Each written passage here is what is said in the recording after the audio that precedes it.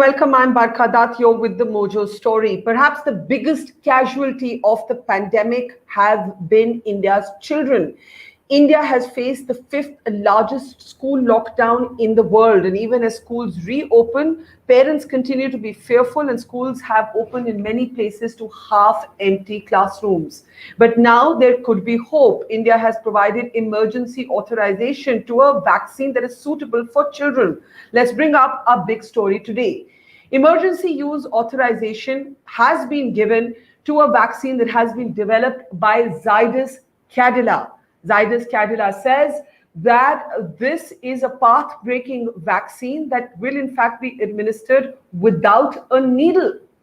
Now, the health minister is saying that children's vaccines could begin within the next month. What could this do to the reopening of schools? And should it matter? Remember, the World Health Organization has said you do not need to vaccinate children to reopen schools. But the fact is that parents are not accepting this. In the meantime, an estimated 247 million children have been hit in the first year of the first wave alone. We are still computing the numbers for that damage in the second wave. And this doesn't take into account the mental health and learning damages to children in this time. The third wave and how it might impact children still remains a question wide open, dividing scientists and government planners, many of them pushing for more pediatric facilities. And the question we're asking is whether India should be linking vaccination for children with the reopening of schools, as many parents and even some doctors are urging. That is our big question on the program today. And let's introduce our expert panel today, one by one, if we can bring them up now. We're joined by Dr. Vineeta, who's one of our best-known scientists and immunologists. Welcome to the program, ma'am. Dr. Samir Dalwai, long been urging the reopening of schools, talking about the mental health impact on children and what they're going through.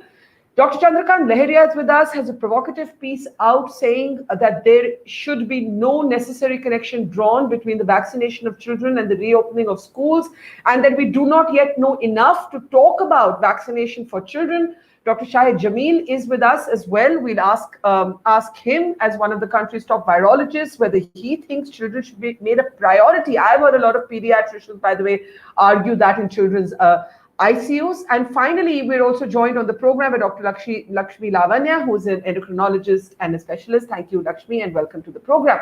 Chandrakant, I must start this with you because you triggered this debate. Your column says that children's vaccination is not something that one should be linked to the school reopening of schools. The WHO backs you on that. But the fact is that Indian schools and Indian parents are not convinced. And secondly, from reporting inside children's ICUs, a number of children's doctors have urged vaccinations for children. Why are you against this?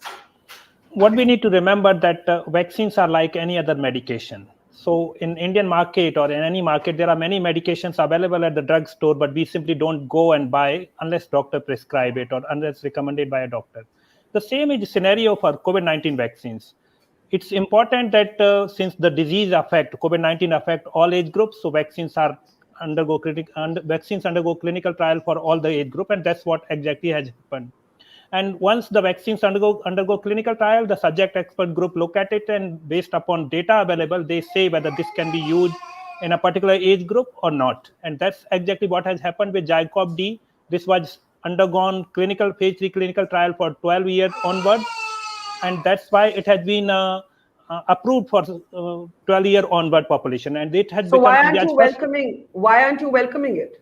I am saying that it's a good move. I have said at different places, it's a good move, and India now has a 12 to 17-year vaccine which can be administered in 12 to 17 years. But that should not translate that just because we have vaccine, it should be administered in the children. That is a separate process, and that's what I have been arguing, which should be based upon science, which should be based upon the need, whether children need the vaccine, whether the benefit or risk of vaccines are in which direction.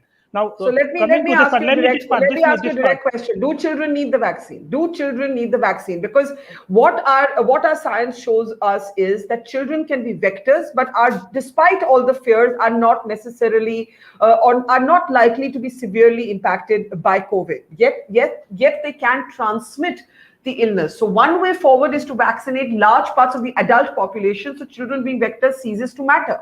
Chandrakant.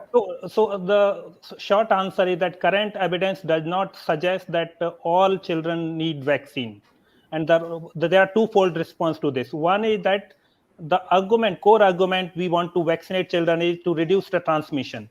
But currently, licensed COVID-19 vaccines are not known to have proven efficacy against reducing transmission. So, if the purpose is to reduce transmission, these vaccines do not work. That's one. Second part is that these vaccines will reduce the moderate to severe illness and mortality. But we know that children do not have a high rate of moderate to severe illness and mortality. So if children do not have the condition which is fulfilled by these vaccines, there is no point in vaccinating all the population. Yet there is a one subgroup which should be vaccinated. That's what exactly the United Kingdom Committee on Vaccination of Children looked at.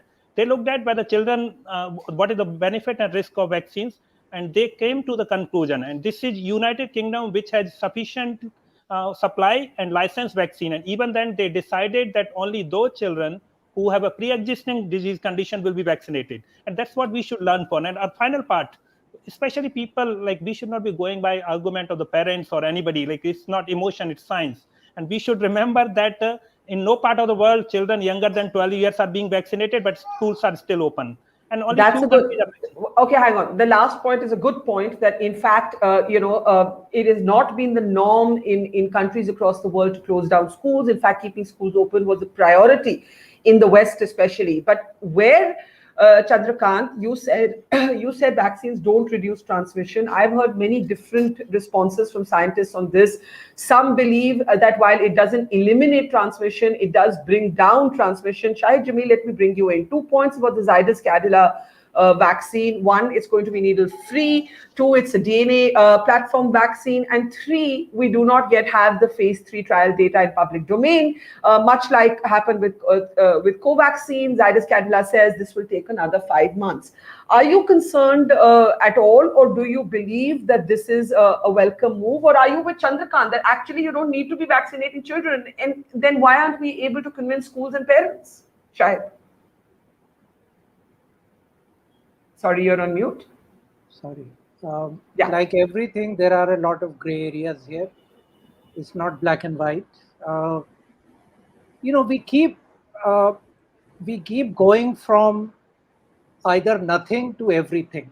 The point is that here is a vaccine that has been tested in children. About 28,000 people were there in phase 3, 10% were children. So yes, it has been tested on children and it has shown good results. I would like to bring up 2 points. One is that let us assume that this vaccine is used entirely on children. Now, how many doses would you be needing? Zydus Cadila promised to make 50 million doses available this year. Even that is a little behind schedule. And then 120 million doses annually. Remember, this is a 3-dose vaccine. So at best this year, you will be able to vaccinate about 16 million people with this vaccine. So it's not that, suddenly you have a huge pool of doses added to already existing vaccines. Yes, it's interesting that this vaccine is the first one that has been tested on kids.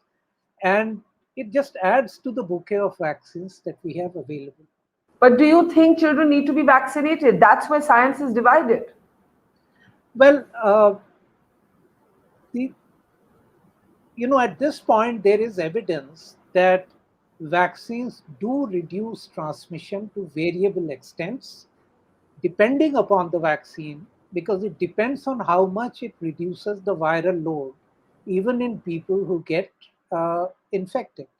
So it will depend upon that. I think, yes, vaccination of children can be taken up, but can be taken up slowly, starting with those children who have comorbidities. It should not maybe be made open completely to any child who can walk in, and that will not be feasible anyway. So let's do try a more nuanced approach to this. And if parents think that vaccinating a child will make it safer, the child safer to go to school, I don't think that's the case yet. So let's de-link these things, opening of schools and vaccinating children. I would have much preferred the focus to be on vaccinating teachers, vaccinating school Exactly. staff, Yes. and Exactly. we don't unfortunately talk about that. But Dr. Vineeta, well, if I can get you in, do you agree with the World Health Organization's advocacy, which is pretty much what Chandrakant is arguing as well, that you should not link the vaccination of children with the reopening of schools? The point is the WHO has repeatedly urged this, but I've been interviewing school principals who are just frustrated. They say we open schools, but parents are just adamant. Parents will not send their children to school. And, in that case, it's as good as, millions of children falling out of the school system. Vineeta. Yes, I agree with WHO in principle that the opening of the schools should not be linked to vaccination of every child that is going to enter the school. And we know, as the previous speakers have said, that vaccine available in principle today all over the world is 12 years and above. Below that, between 3 years to 12 years, there is a major chunk of children who will not have vaccine access in any case. I think parents are getting paranoid, and I keep saying this, that they tend to control children's lives until, much beyond even adulthood. So if they're controlling children's lives, children who are really between 0 to 12 years or 0 to 16 years is not a surprise in my mind.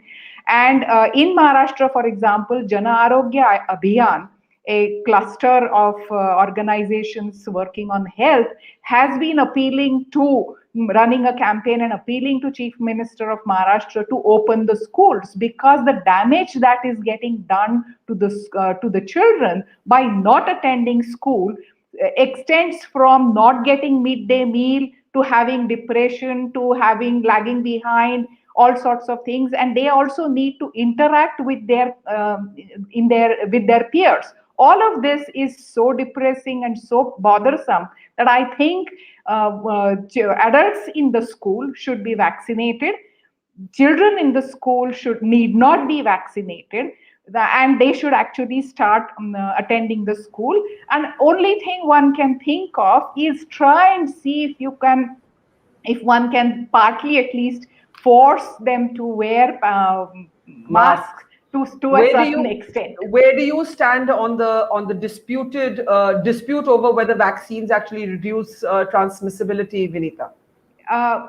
Currently available vaccines are only reducing it partially. I agree with Shahid in this matter. However, the Delta variant that is currently going through the country like there is no tomorrow, it is much more resistant to much more easily transmissible, and hence the reduction in numbers that one sees with older variants is apparently not seen. This is minimal data from India that I'm talking about, but in general, the transmissibility of Delta is much more, and hence the infection rates as well as transmission rates with Delta, even in the vaccinated individuals, is much higher than the previous alphas and betas and gammas that we know of. So that is where we need to worry. And currently it is Delta which is the dominant strain, which is around. Delta plus or Delta, whichever one you talk about. Right. So let me bring in Dr. Samir Dalwai. Doctor, do you think that part of the problem has been the panic that was generated, and I don't blame anyone for this, with the health workers being so ravaged by the second wave and not wanting to take chances for the third wave, that we had all of this talk about the third wave may hit children in a lethal way. And I remember at that time also Chandrakant had said that there's no scientific basis to prove that, but of course everybody wanted to be safe rather than sorry. Now we are in this situation where restaurants, bars, malls, cinema halls are all open, but we cannot get our kids back into school. And I know you've spoken about the mental health disorders. Vineeta also went through some of them. Let me add that in states like Rajasthan and Maharashtra, you are seeing an increase in child marriages because children have fallen out of the school system. So the costs are fatal. Where do you stand on the vaccination of children, Dr. Samir Dalwai?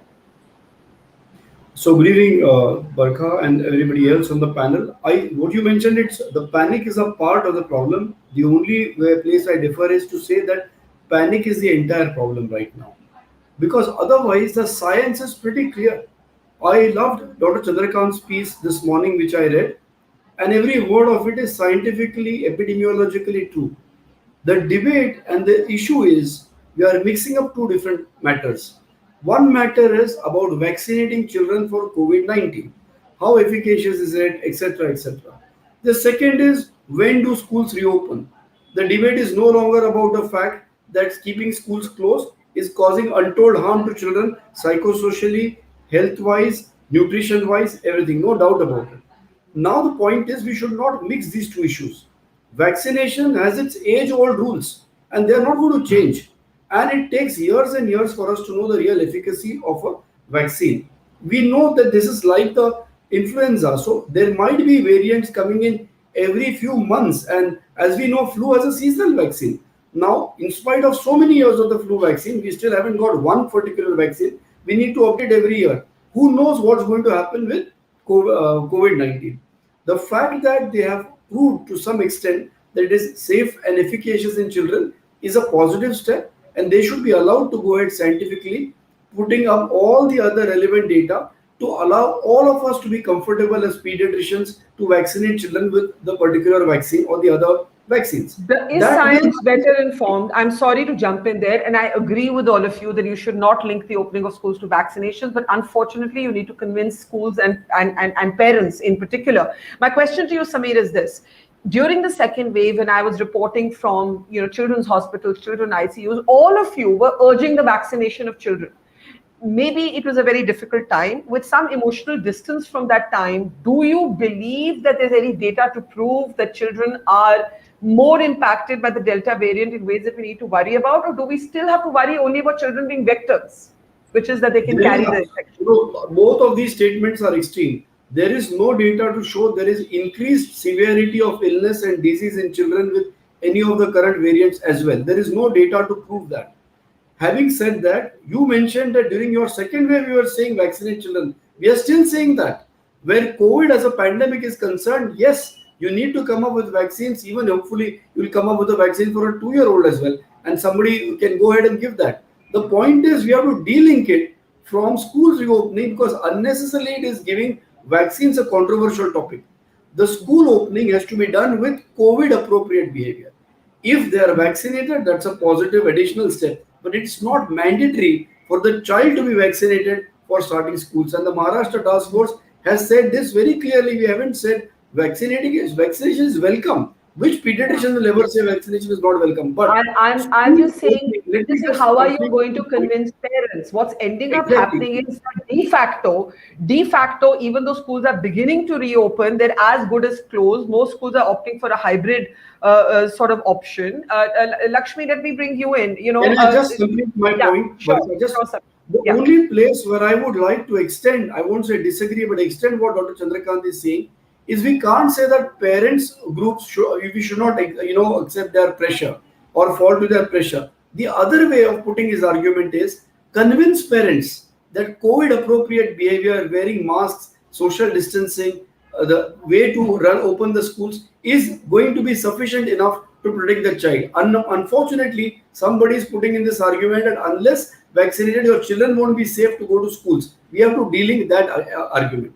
Thanks. Fair enough. Lakshmi, do you want to add to what you've heard? The problem, I think, is that we are not able to separate the paranoia from the science, one. And two, I know none of you will agree with me, but I think that if our focus continues to be on the caseload and not on the fatalities, you're going to continue to have a terrified country. People are not going to open. You're already seeing countries across the globe having to revise their aim of a zero COVID case approach, right? Whether it's Australia or New Zealand, I think we've understood this is not possible.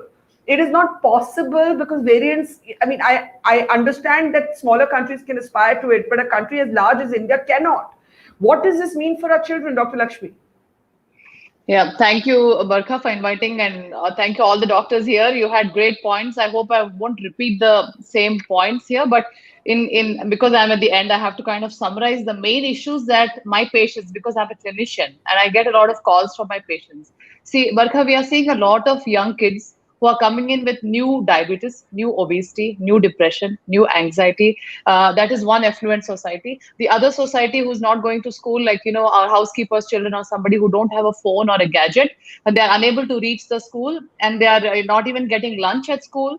They're not able to play, not get books. One third of our population only has good gadgets to be able to participate in an online classes. Yeah. So it's a big loss for the community. Now, keeping that in mind, since I've been a public educator on the media for the last 1 year, apart from my regular clinical work, the main burning questions I'm going to see these days is, first thing, I want to make it clear that vaccines in children is an ongoing thing. It depends on scientific results from the RCTs, from the studies, the availability of the vaccine, and procurement and completion of the project for the entire child community of India, which is a time-taking process, and it will have its own implications. Now, going to school has no connection to vaccines, because going to school has to happen sooner or later, with or without vaccines, with or without the COVID subsequent waves. And subsequent waves are happening in India because of the so much population not able to have the vaccines available or getting the So vaccines should it be? So should it be and also the mandatory? new Lakshmi? variants. Should it be mandatory then? Should it refuse? Should schools stop making attendance optional? Because No, without that, you will continue to see a class divide. I know some yes. parents, including in my family, who have said we will send our children to school, but many are just adamant. I've been speaking to parents forums. You can't, we are still stuck in the 2020 Yes. protocol. Yes. So, for example, they're stuck in sanitizing of hands. We are still assuming that this spreads by fomites, but the science has moved on and told us that it doesn't. Our science communication has not kept pace. Unfortunately, our delivery boys are still saying contactless delivery. This is where parents are caught. Exactly. So there's a divide here, Barkha. There's a government school system and a private school system. The government school system, 90% of the parents are ready to send their children to school. Now, private system is run by the parent. It's mostly the parental consent, which is very, very important. These are driven by the parent ideas, parent money. Okay, so 90% of the parents in the private school system do not want to send their children to school. And what are they waiting for? What are they waiting for? Are they waiting to hear that Delta variants are going to come and they're going to attack children specifically? The Delta variants do not go and attack children specifically. We don't even know if the Delta is going to make more variants in the country, which are going to bring a third wave, first of all. And third wave is not going to attack children. Second thing, we are not going to be sure whether these parents, 90% of the parents of the private schools who don't want their children to go to school until their children are vaccinated, are you folks ready to vaccinate your children out of a vaccine which has been trialed only on about 1,000 children subjects in the RCTs? And it is out in India without an EU, a complete approval. It is an emergency use approval. Now, I will see a lot of vaccine hesitancy in these new vaccines which are released, which are good. I'm not saying they're bad. Plasmid DNA, antigen vaccine is a good vaccine. But we need to study more. We need to first get the safety in adults before we give our children. Are these Okay, parents now ready you to brought give up something about the vaccine. So I do want to spend Yes. 5 minutes talking about the vaccine itself. Dr. Shahid, Jameel, and then Yes. Dr. Lahariya and Vineeta and others for the same. Lakshmi, am I hearing you say you're not fully comfortable with the emergency authorization to Zydus Cadila? Are you saying that? I am, because emergency use authorization, in spite of the 28,000 subjects we used, including children, done all over India in multi-center randomized control trial. Now, this is a new one-of-a-kind plasmid DNA antigen kind of a vaccine. I'm not a virologist or a vaccinologist, but with the limited knowledge I have, it has both B cell and T cell, immunity, and it has a good control on the subject for producing the immunity with 66%. After the 3 doses, 28 days apart, which is about a 56 days, from the first dose, which is a big process in itself. So are we going to be able to procure those doses? Because we are going to only have about 10 to 15 crores per That's year. a different volume is a Okay. different volume is a different issue. Okay. You have flagged Now, some other concerns. Let me just get Shahid in. Shahid, is sure. there anything about this that concerns you? I think it's a bit misleading to be alarmed at emergency use authorization, because even in the United States of America, people have gone hoarse trying to get the FDA to give full approval to Pfizer and Moderna. Even there, it's taking its time. Are you concerned at all that this is, Covaxin came in on the same emergency use, Covishield came in on the same. So is there anything about the vaccine per se? Can we unmute Dr. Jameel? Shahid Jameel, go ahead. No, I'm not concerned. Every single vaccine which is being used everywhere in the world except for maybe Pfizer now, has emergency use approval. So, and also tell me one vaccine which is safe for adults but unsafe for children. There isn't one. So I think this whole, people just don't understand this emergency use approval. It is simply another safety track, so that you can track those people more attentively than you would if a vaccine has full use approval after extensive testing in the population. So I'm really not worried about it. And also, yes, the DNA vaccine this is the world's first DNA vaccine which has received an approval in humans. So firstly, it is a historic. Can you explain to our audience what's the DNA vaccine? Okay, a DNA vaccine simply means that just like you inject a RNA into a person to produce a protein, you go one step back and inject a DNA. That DNA goes in the cell, makes RNA, and that RNA makes protein. So you can think of it like a Pfizer or a Moderna vaccine, just one step back. The advantage is that DNA is a far more stable molecule than RNA, and therefore it doesn't have to be stored at ultra cold temperatures, so it reduces logistics. DNA can be made far more easily than RNA or proteins can be made. So there are distinct advantages. The disadvantage so far has been that DNA vaccines have not been very immunogenic. And that sort of hurdle has been crossed with this because of a novel delivery mechanism where the DNA is deposited just under the skin. And that is a place where there are a lot of immune cells. They capture the DNA and process it. And sorry, Shahid, just complete that point. So I'm saying that the immunogenicity aspect has been dealt with by depositing the DNA under the skin, which is patrolled by many immune cells. And that way is a more efficient way of delivering the vaccine. And that's the needle-free injection methodology that everyone is talking about. So I think that holy grail of DNA vaccines has been crossed, which was that DNA vaccines were not very immunogenic. Right. Now that's no longer the case. So yes, it's a new technology. People have to be a little wary about it. Yeah. But I think the science doesn't support all that concern anymore. Okay, Dr. Chandrakant, Lahariya, therefore, the point is taken on not linking, as Samir said, don't link the two. But would you in general say that children should be vaccinated? Because as Shahid said, which is the vaccine that is safe in adults but not safe for kids? Well,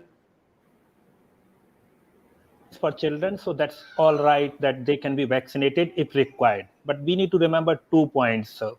First point is that we know that children can have a excessive reaction or reactogenicity to the same vaccine as unlike adults. We know some of these vaccines, COVID-19 vaccines, which have been licensed, have a inverse severe reaction, higher rate of severe reaction in younger population, be it Covishield or other vaccines.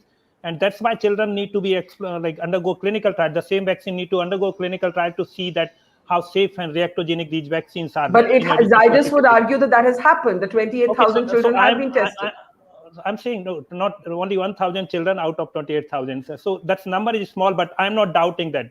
Second part is whether these vaccines should be used in children or not is also dependent upon benefit. Now we know when risk is lower, the benefit of the same vaccine being administered in children is far lower.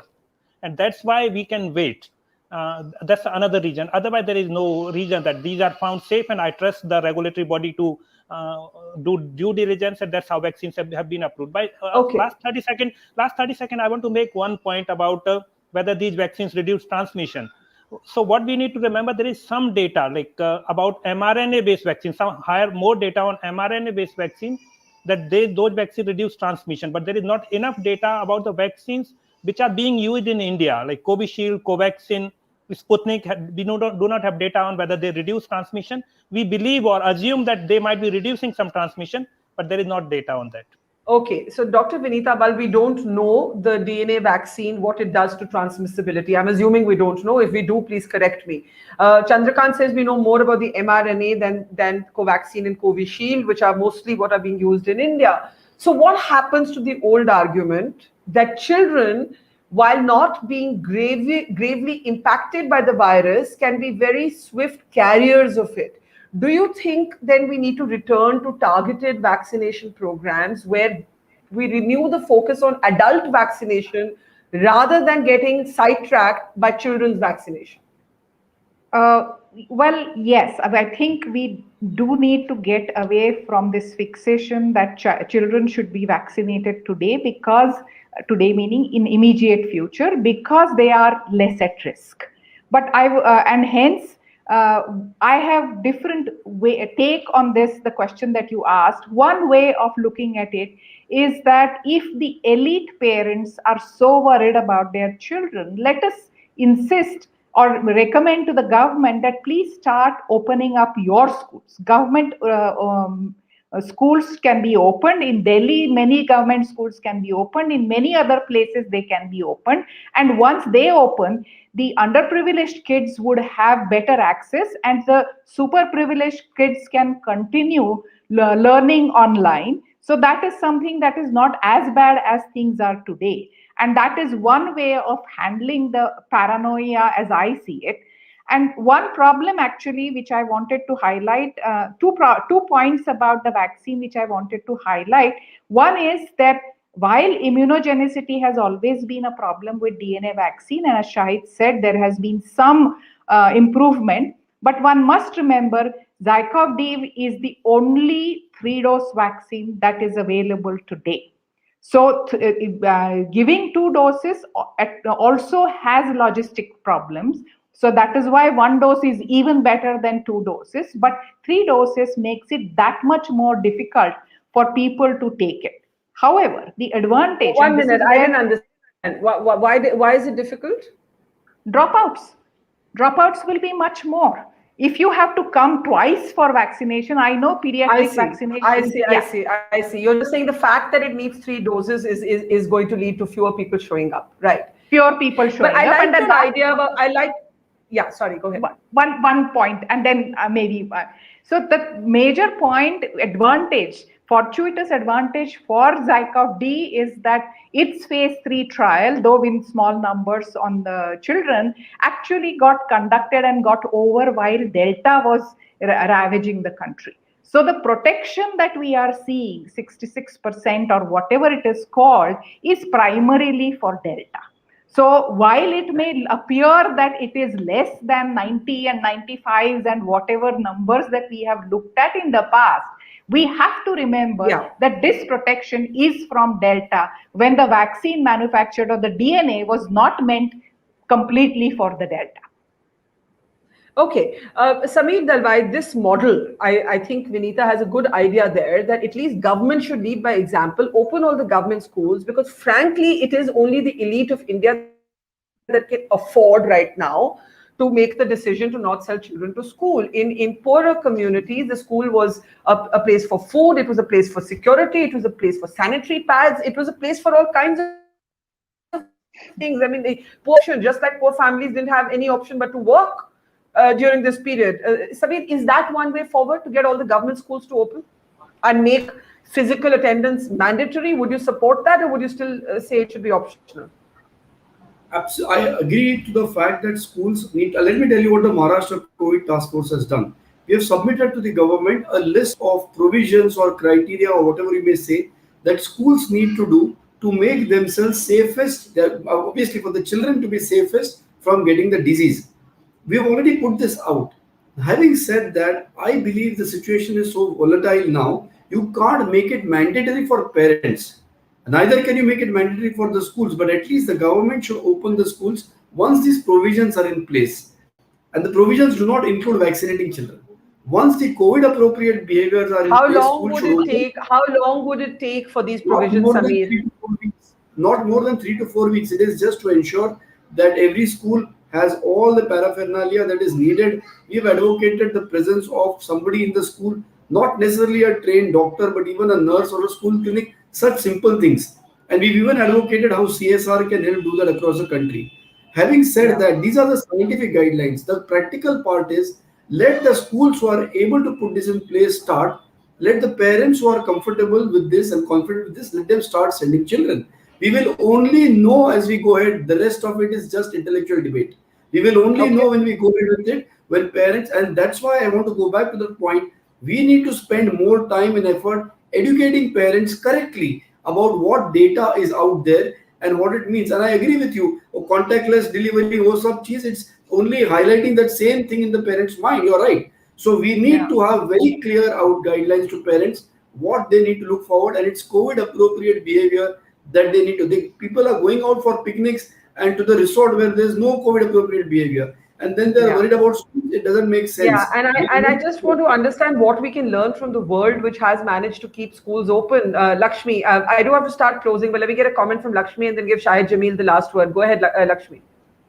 So across the world, actually, they have ran schools. They ran schools in the in this pandemic, and out of the last 4 or 5 countries which have been left behind with no opening of schools at all, one of them is India. So I would Okay. say, unfortunately, we tried to open the schools and we got the second wave, and then we had to shut them down again. We have to take a proactive approach. We have to try it out. But now I feel that there is in Dr. Lahariya's article, I saw one thing: prepare, engage, reimagine, and improvise. Perry, he mentions it. That's a very good point. Going by that, I would go back to the our idiotic or whatever I would say ignorant timelines. See, on March 22nd, 2020, when we had this what a complete lockdown of the country. It was a 1 day lockdown when we rang the bells and we just clapping. We were clapping. That day we had only 66 new cases and the entire country was went on a complete janta curfew, 66 Mm-hmm. cases. Again, Mm-hmm. on April 9th, we did the light lamping. We lamped the lights. That day we had 809 cases. The country was on complete lockdown for about 6 weeks, and then we had a very slow unlocking.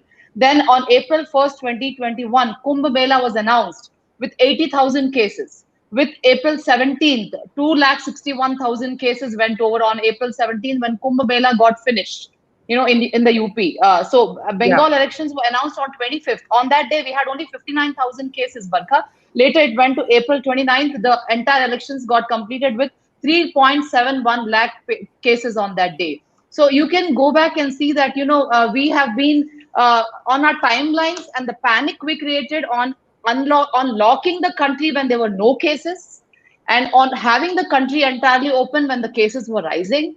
And when I now see the your third wave is not even here, and you are thinking the COVID variant is going to attack specifically for the children and do not have the schools open for entirety of two yeah. years. And when the kids are coming to my Yeah. office with new diabetes, new depression, is it fair, Barkha? No, It's no, not fair. I am not a I'm, fan of lockdowns, but I am so, also not yeah. a fan. I believe in Dr. Shahid. Let me give this So last we word to need you. to have an innovative approach. We need to Yes, try but it out and we need to work through it. that innovation needs us to accept, I think, like much of the world is being forced to, that there may always be variants. Of course, if you keep the cases, absolute cases down, the risk of the virus mutating lessens, but there could still be new variants. Vaccines are not 100% guarantee against transmissibility. Is our focus all wrong? Do we need to focus now entirely on hospitalizations and mortalities and not on caseload? My favorite theme. But I think till we start doing that, we're not going to convince parents. Last word to you, Shahid. Barkha, recently there was a global poll on how people believe in science. And it turned out that Indians have a lot of belief in science. Uh, and, one of our colleagues wrote an article on that. And I pointed out to him that you wrote an article in a newspaper that also publishes a horoscope every day. So that is the understanding of our science. We may have a lot of faith in science, but we don't really understand the scientific process and the scientific method, and why we should believe in evidence and not believe in hype and hoopla. So let's, as Chandrakant said, emotion, not emotion, but science. I think that's Yeah. a very good line to end. Yeah. Step back, look at it objectively. Uh, yes, every parent is worried about their child, but let's look at this objectively. You can't keep children away from education forever. Yeah. Absolutely. And I think as we unlock cities, it's almost unpardonable to not unlock schools. Like it just seems so wrong to me. I mean, it would be a different point if the rest of the country was still under lockdown, but it's not. And children are under the least threat from the virus. We have sent children to school. I'm not saying COVID is like dengue and swine flu, but in terms of actual danger to their lives, someone needs to go out there and say that the science tells us that children are not a vulnerable group. And we really need more messaging on that. Dr. Shahid, Jameel, Dr. Lahariya, Dr. Dalwai, Dr. Lakshmi, and Dr. Vineeta, thank you so much. And to our audience, if you're listening and you're not sending your kids to school, I hope this program made you reconsider. See you tomorrow, same time, same place. Thanks for watching. Goodbye. It's great to see you here. Thank you for watching our work. If you haven't subscribed yet, don't forget to click the bell icon and subscribe to Mojo Story and support independent, robust journalism.